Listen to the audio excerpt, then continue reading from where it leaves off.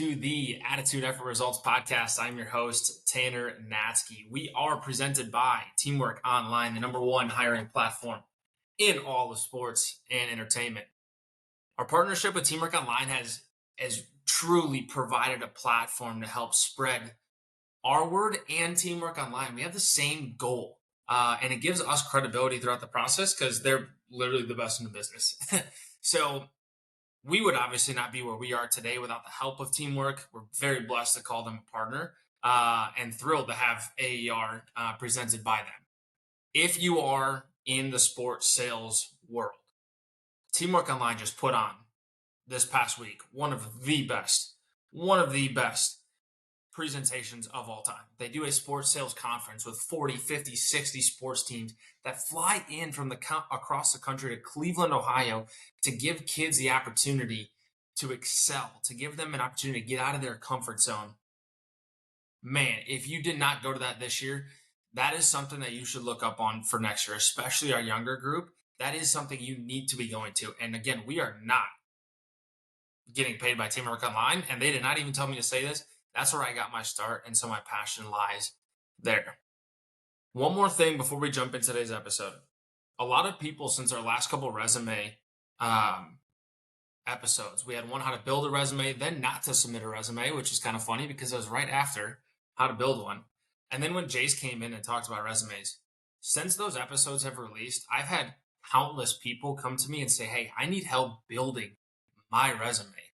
I've never built one before. I've never been told how to build one. I have no idea what I'm doing. And what I said to those people was, great, because that's where I was. I was fortunate that I had a friend who had somebody they knew help me with my resume. And without that, I never would have known how to create a resume. And again, I don't believe that I needed a resume to get into sports because of all of the episodes we've done before. But that is an important piece of paper when you put it down in front of somebody for an interview, right? So that's what I'm talking about today. What Hunter and I are going to do, let me start here. I love helping people, and I have a very hard time saying no. And that's one of my downfalls for sure. So because a lot of people have been coming to me, I'm actually going to give coaching on individuals' resumes. So it's going to be $100. I believe it's important to break the pay barrier because I don't want to get taken advantage of, and I value my time. Again, I think the excuse of time is one of the worst that you can possibly have. But time is valuable. And so I value my time building my career. I obviously, you guys have heard before, value my time in the morning and dedication of myself and my craft. And then above all else, my time with my fiance. And so it's $100. Come to me with your resume, where it's going to be a back and forth. It's not going to be a one-time submit. Here you go. Because it's not perfect. I'm not perfect. So we're going to work on it together, and we're going to tailor that to the exact job that you guys want. So happy to help. Reach out. Hunter and I are going to walk you guys through that process. All right, today, purpose of the episode today, give you tools to crush the interviews. I want you today to sit in an interview room with us. If you're not driving, picture yourself physically in the interview room. Don't think about anything else. Just be in that room. What emotions are you feeling? How do you feel about being in that room? Are you prepared if you have to do it right now? Right? The purpose of this episode is to give you the tools to equip you so you can go and crush interviews. Also, I keep fidgeting with my AirPods. We're testing our new sound system to help. So we're going to continue working things out. It's going to be different every single week, but I'm going to mess with them a little bit today if you guys are watching online or on Spotify. Why are we doing this episode today? We're going to talk about negative interviews to start. Then we're going to talk about how we can control the room, how you articulate information, and then why actively listening is important during the interview. Let's roll. Why are we doing this episode? Jesus Christ is my Lord and Savior. I'm a very strong Christian. I'm fired up today, so buckle up because I'm going to start attacking people left and right. This is also why I'm offering resume help, because there are jobs out there for the taking that nobody knows how to get. Individuals who walk in an interview room are typically the top 5%, if not the top 1% of all candidates, right? In sports, which we've said it before, you start with around 1,000 people every single time, and probably what, 10 people have interviews, maybe less. So you are the top 1%. And it's crazy to me how many interviews stink. I kid you not, today I was driving with my manager to an out of office meeting with a partner of mine, or not of mine, but of the organization. He starts talking about how it's so hard to find people to interview for a premium role in the sports industry. One of the most sought after roles, which you would think, right? Everybody wants to get there. He can't even find candidates to interview for a role. And that's from a high level manager in the sports industry. Why? Because the interviewers stink. There's not people that are qualified for it. So what do we want to do? We want to build the next generation. People coming into an interview setting. Everybody tries to push their own agenda. They think about the interview from their perspective, right? Me, me, me, me, me, me. You're interviewing me. You want to talk about me. You want to hire me. Please, for the love of God, which is a Tommy Boy reference. You want a fun fact or a trivia? That's my favorite movie. Sorry, I'm getting off topic already. Listen, look at the interview from the perspective of the organization. Look at it from the perspective of the manager that's hiring you, the person that you're interviewing with, and articulate your words, your answers, and your presentation to what they want to hear. Don't be fake, right? Be hot, humble, open, transparent, be real, but articulate your experiences to what they want to hear. An example, I was interviewing individuals at one point of my career for a sales specific role. One of the questions we asked was, tell us a time where you failed and you overcame adversity. A pretty typical interview question. Now, what you need to be able to do in order to be elite is read between the lines. We didn't actually care about your answer. Most of the questions that are asked at face value, the question doesn't, or the answer doesn't matter. It really doesn't, right? He doesn't care. I don't care about the physical attributes of your answer. What does the interviewer want? He wants to know, again, for an entry-level sales job, he wants to know when someone tells you no, which in sales you'll hear 100 times a week, how can you push past that, right? So the question, tell us a time where you failed and overcame adversity, at face value, I don't care, honestly, right? Here's how this guy, get on with my story, right? Stick with me here. Here's what this guy says. He goes, he sprained his shoulder in football his freshman year, and instead of going to the hospital mid-game, he played the rest of the game, and he continued to tell us that his shoulder still messed up, but he talked about his shoulder for about 5 minutes and the struggles he now goes through because of his freshman year football program that he never got his shoulder fixed. Now, did he overcome adversity? And did he finish the game? Yes. He answered the question. But what did us as interviewers get out of that question? Nothing. The only thing I got out of is that he's kind of annoying to talk to about his shoulder, so I should never bring that up again. Right? People will just talk themselves in circles. They get stressed out about how to make the interview an interview. You don't want the interview to be an interview. You guys with me yet? You don't want the interview to be an interview. You want it to be a conversation. You want it to get to a point where your interview flies by and both people have great energy because the interview is just a conversation, right? So let's dive in on how you'll be able to do that. Here's an example question. Hey, tell us about your background, right? Listen, if I'm interviewing you, I got your resume in front of you. So do not give us a single point about everything on your resume. That is what this piece of paper is for. That's why that resume is important. So when you hand it to them, they can read one or two things about each one. When we ask you, again, I'm acting as the interviewer, you have to be prepared, right? You've prepared and you have a bomb resume. Now they want to hear you read between the lines, right? So give an answer that has credibility for the job that you're hiring for. When I tell my background, getting into sports, I always honed in on my time owning a t-shirt company. One, it's different. And now I get to talk about the lead generation process, the prospecting we did, the client relationships, the repeat business, the referrals, right? I didn't give one specific point about my entire job history. I honed in on one thing. Why did I hone in on that? Because what was I going to be doing when I got into sales full time? Prospecting, lead generation, client relationships, repeat business, referrals. So I read between the lines. They now know that I know the sales process and that I've already done it at a high level.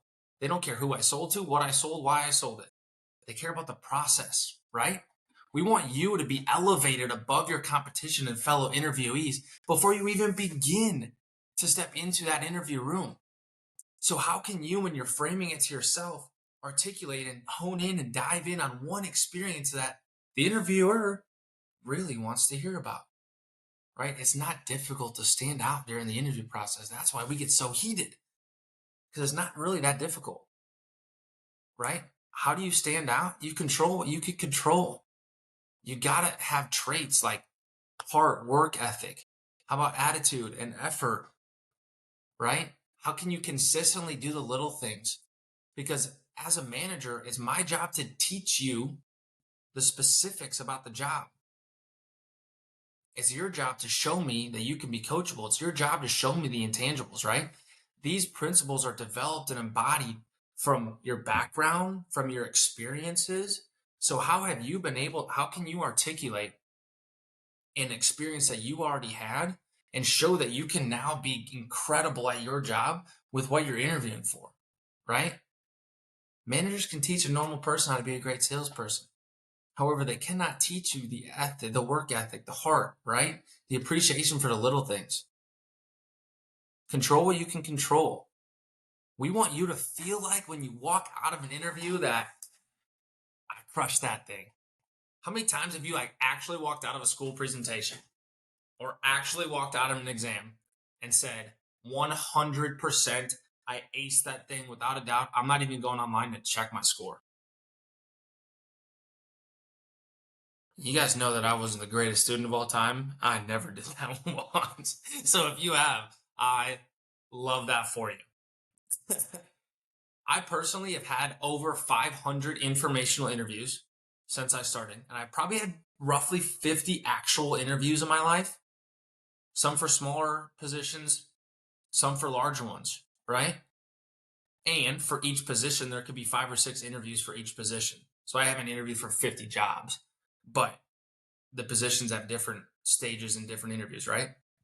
For the first time in my life, I just walked out of this interview that I did for the Playmakers program I was telling you about last week. And I felt incredible about walking out of the interview room.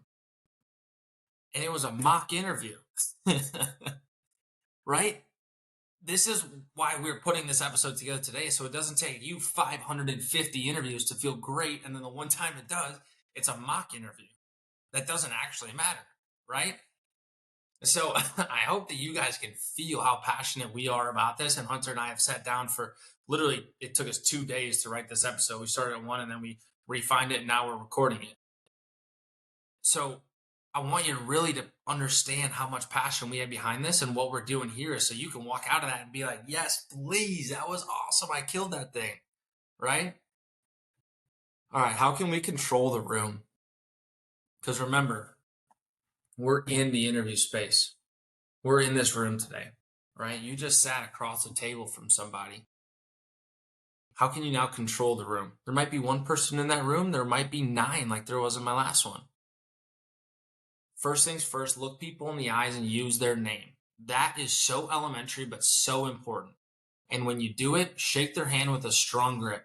We don't need to be Dwayne "The Rock" Johnson out here and squeeze the life out of them, right? But we also can't be, Imagine coming into, oh, I told you I'm going to call some people out, and I know some people have done this, and I'm sorry, but I'm coming after you. Come into a room, you start with 1,000 people, you get down to 10, have an interview, maybe it's even the second interview, maybe you're 0.5%, and you come in and they're like, hey, Tanner, what's going on? And you're like, hey. Man, does that just, everyone listening on Spotify, it's like a real limp, like a noodle handshake, right? and that's how you're going to start this interview, you're the top 5%, you're the top 1%, and that's how you're starting this interview. No wonder we're not getting jobs. That's how we're starting interviews, right? Look people in the eyes, use their name, nice, firm handshake. Very important. Another simple thing, dress good, right? We've had a lot of people in the sports industry always say dress to the nines. Dress good. That's pretty self explanatory. And then when you sit down, here's important. If you're giving a presentation, set your agenda, right? Here's what we're talking about today. If it's an interview and you're one on one, which I believe probably 95 to 97% of you are going to have interviews one on one or with a couple people, have a strong intro. Hey, Hunter, thank you for valuing your time and being here with me today. The reason I want this job is because I value the career path and I really want to grow within this industry. I'm excited to sit down and now talk today about my past experiences and how you might see me fit in a role here with X organization.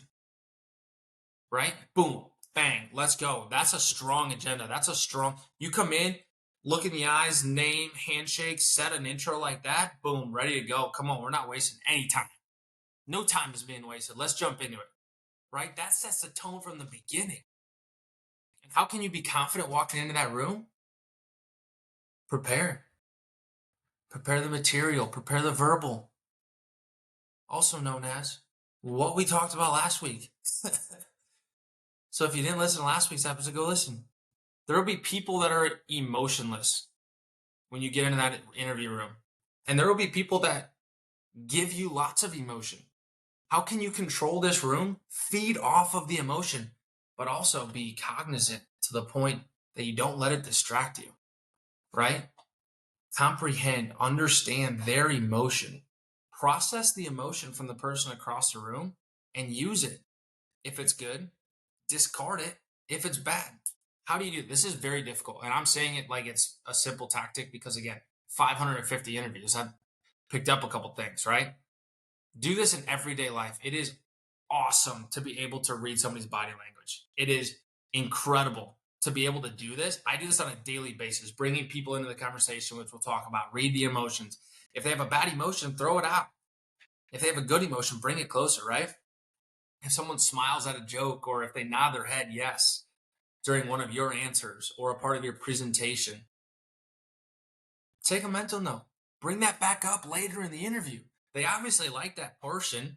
If you're stating your background, right? You say, hey, again, I'll use myself for an example. Hey, I'm a farm kid. I grew up working on the farm with my parents. I absolutely love the family aspect. It seems like, from my understanding, that your team is like a family, and they're starting nodding their head, and they start lighting up in their face.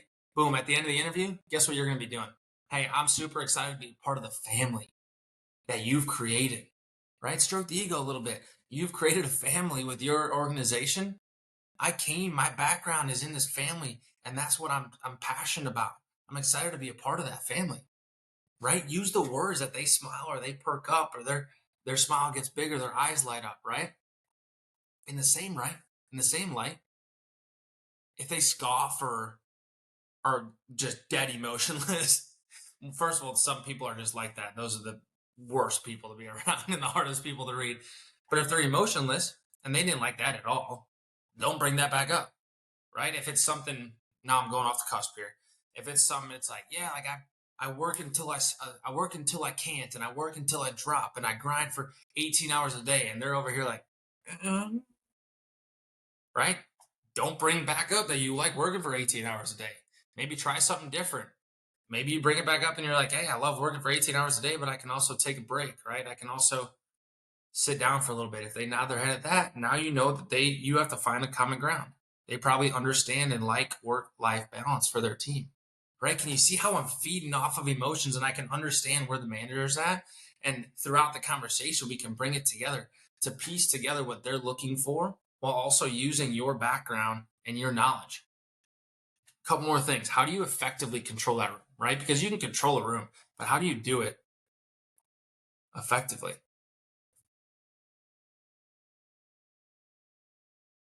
Pausing. Everybody right now, I was pretty high motored before.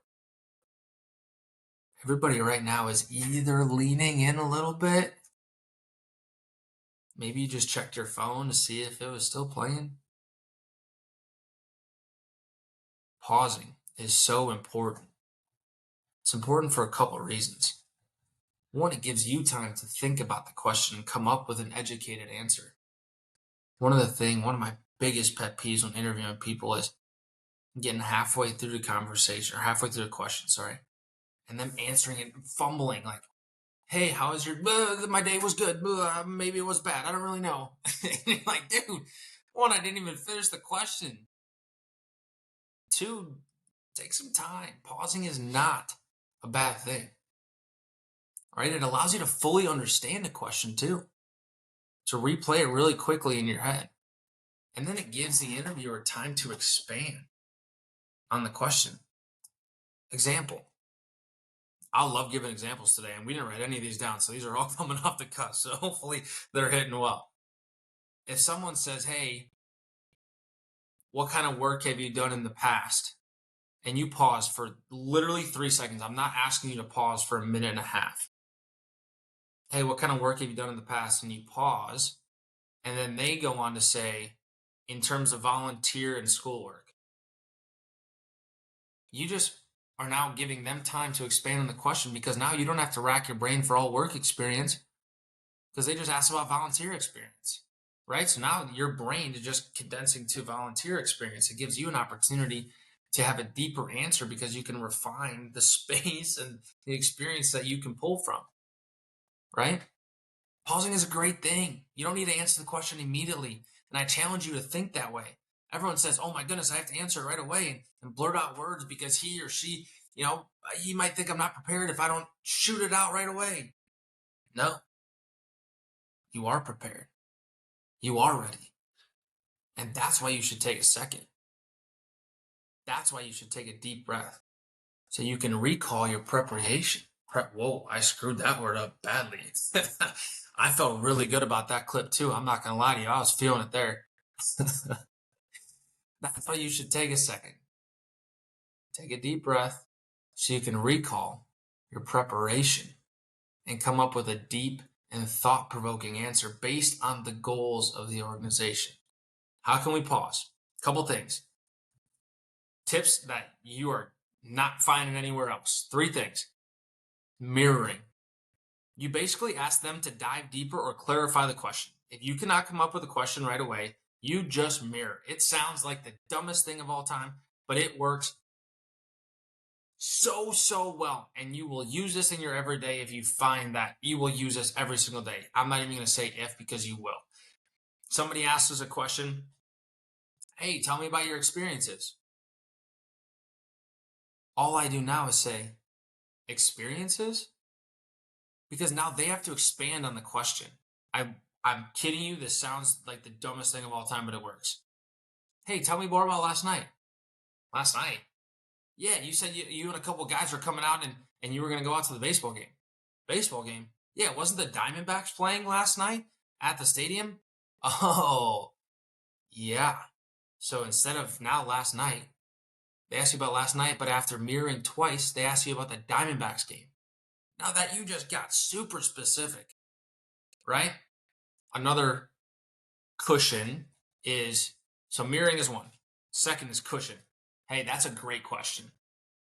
That's it. "Hey, that's a great question." It buys your brain 3 seconds. And that's important. It also validates the question that they just asked. Who doesn't want to feel like they're asking great questions? Even us, I mean, I got doing a couple interviews, right?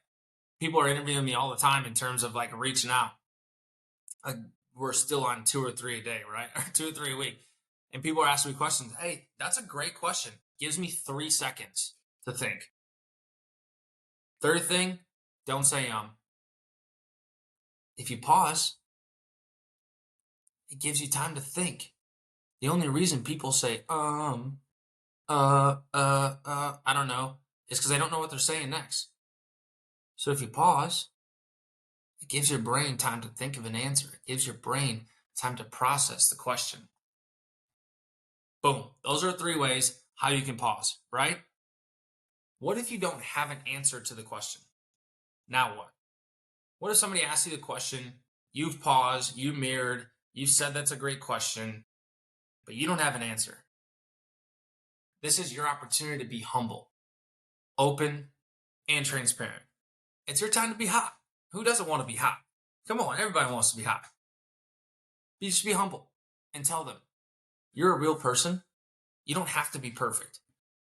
This is something that I also believe is not said everywhere because I believe everybody thinks they have to be perfect.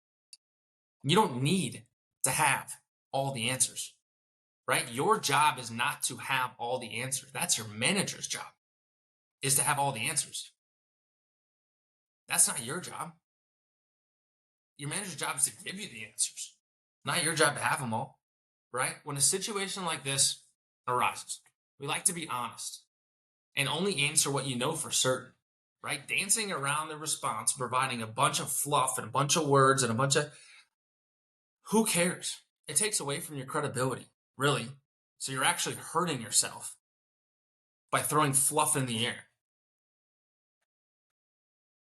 In situations like this, I like to use that to highlight that the team you're going to be joining and the managers on this staff and the leadership staff that is surrounding this organization will help with those answers. Hey, that's a great question. I actually don't know the answer to that question. And that's why I believe I'm a great fit for this organization, is because I'm humble enough to admit that I don't have the right answers. However, in my research and in my background and in my preparation, I've learned that your organization has an incredible management staff, and your team, even from my conversations earlier, your team is ready to and is equipped to help everybody coming into this industry. And so I'm going to be able to take the things I know, and there's a lot of things that I do not know, and I'm fully aware of that. But because of the team that you've assembled and the leadership staff that this organization has, I'm ready to be thrown into the fire, and we can all get better together. Wow. I kind of impressed myself right there. That's what it's about right there. And that is exactly what I wish I would have wrote that down. And I kid you not, it was not written down. That's what you want to be, right? That's where you want to be, where you can turn a situation where most people will freak out. Most people will be stressed. And most people, and then maybe even throw a fake answer in there. This is your opportunity to be humble.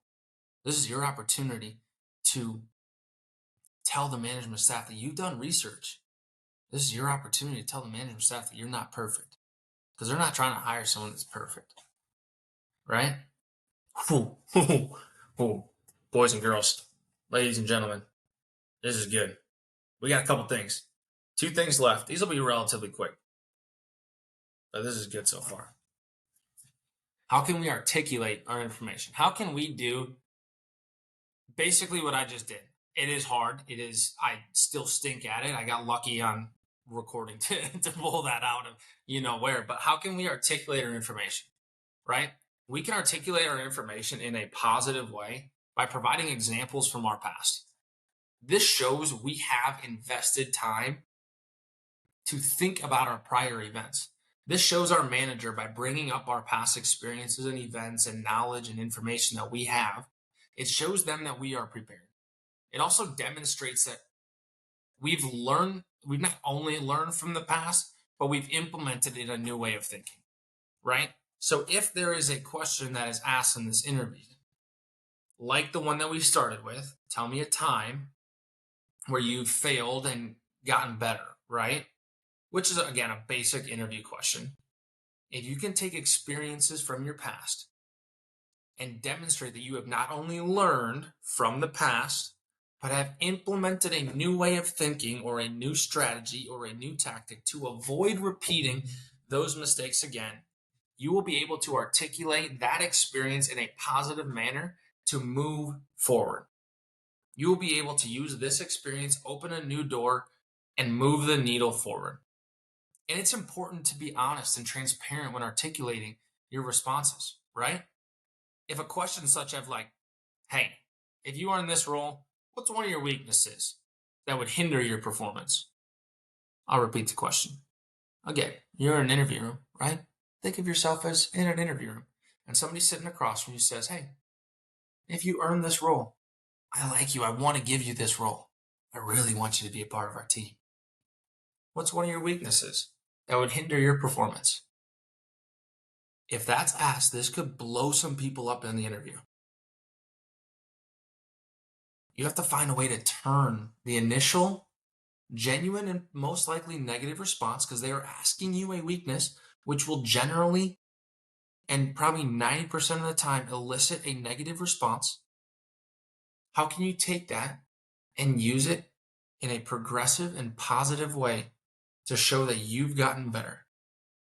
That that will be something where your employees or your employers, sorry, will really, really start to draw near to you, draw closer to you, understand and appreciate the preparation that you put in.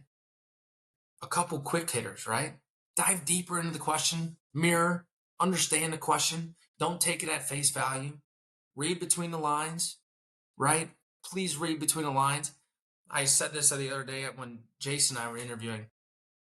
A dumb question that we got all the time when we were doing these speed interviews is like, if you were a burger or a sandwich, like what part of the sandwich would you be? No one cares what kind of sandwich or what part of the sandwich you are. No one cares if it's a hot dog or a sandwich or a burger or a chicken sandwich or barbecue. It doesn't matter. Nobody cares.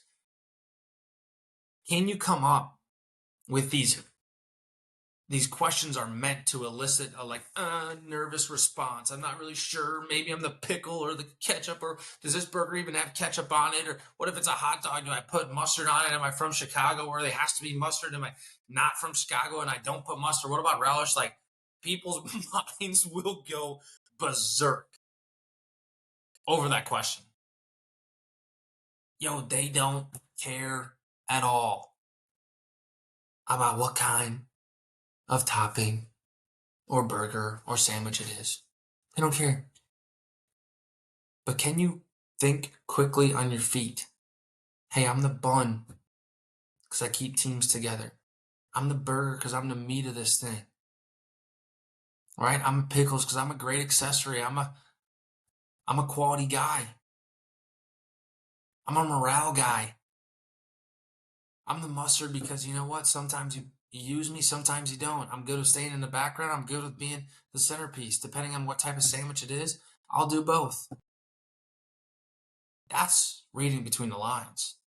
That's knowing why they are asking that question. That is understanding the objectives of the job and the interview that you're going for. That is leaning on your preparation. It is also showing your personality. Who are you? This is cliche, but showing your personality is so important.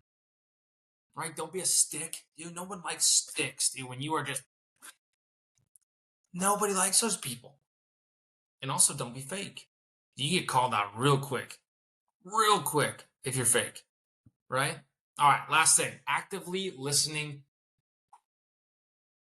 That's a big one. No one does this. Really. All guys in relationships right now. We should all learn this. We should all learn how to do this. Right? Can you bring up questions or answers from the start of the interview? Can you bring them up at the end of the interview? How well were you listening? Maybe there's 3 guys and girls in the office, and Shelby over here says, "Hey, like, what was your favorite thing to do as a kid?" And Tamara over here says, "Hey, like, what was one weakness that you have?" And at the end of the interview, Matt's sitting in the middle, going, "Hey, you know what? I've really enjoyed what you've done. You're very humble." And you say, "Yeah, Tamara actually asked me my weakness earlier in the interview. I'm able to show you my weaknesses." Right? Are you able to bring up questions and answers from the beginning of the interview? That takes time. Do it in your everyday life. Do it in your everyday life. Can you recall a question that was asked in the beginning? Can you bring the manager's name in at the end of the interview? Hey, Tamara. Hey, Shelby. Hey, Matt. Which also are the 3 names I just made up, but I can bring them back now because I've been doing this for 550 times. Hey, Shelby. Hey, Matt. Hey, Tamara. It was great meeting you guys. It was awesome having a conversation. Shelby asked a great question at the beginning of the interview that, you know what, maybe I'm going to go back and research your question, Shelby, because I'm not sure I answered it correctly. But I'm very excited to be a part of your team, Matt. I really am. Can you buy people into that conversation? Can you bring them into the room? This is also hand gestures. are very important. Hey, Shelby, that's a great question. Bringing Tamara's question in from earlier, buying them into the conversation, bringing them into the conversation. We collectively will be moving forward, right? Can you buy people into that conversation? Don't dance around a question, too, right? If you actively listen to the question and you can read between the lines, don't dance around it. Buy yourself 5 seconds, like we talked about before. Think about a dense response. And then when you have it, just deliver it. Let that thing rip. Let that thing rip. Show that you are actively listening and engaged in that conversation. Listen, today we provided numerous steps to help you crush the interview process. We laid out how to avoid negative interviews because Jesus Christ is my Lord and Savior, and I love him a lot, and you guys stink at interviews. You just really do. And that's why we're doing today's episode. How can we control the room? How can we buy people in? How can we articulate our information? And then why is actively listening so important? Right? Next week, we're talking about arguably maybe the most forgotten and neglected stage in the interview process. You guys got any ideas? I was thinking about telling you, but I actually think I'm just going to wait till next week. Listen, subscribe and share this episode, right? Give someone else the opportunity to hear about these experiences. Plant ideas that were impactful for you. Plant those ideas for somebody else. We have lots of people reaching out to us. Lots of people reaching out. People also love the Instagram reels that we're running. Shout out Caitlin because she is very talented at what she does. Our engagement was up like, I think there was 1,000 people the first time that engaged. I would say it's probably 130% or 140% over the last month that we've been doing reels. Keep them things rolling, right? Share it with people. Sorry that you guys have to look at my face. I wish at least last week we had Hunter where we could zoom in on him, right? Like follow our YouTube, follow our TikTok, all that stuff, right? Let's inspire others and continue to grow together.